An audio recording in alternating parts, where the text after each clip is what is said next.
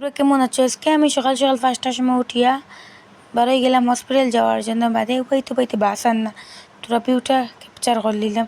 করার বাদে আইয়া দেখলাম বাস আই গেলে, বাসে বইয়া তোরা মানে যে ভিউটা দেখাই নিলাম।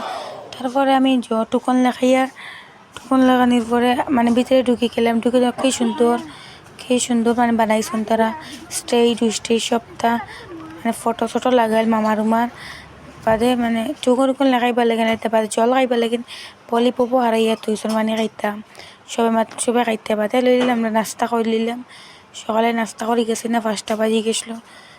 তাড়াতাড়ি করিবারই গেলাম, একটু লেট হয়ে গেছিলো। বাদে মানুষ খাওয়ার জন্যে বই গেলা খাওয়ার লাগি। তারপরে ওষুধ লই নিলাম।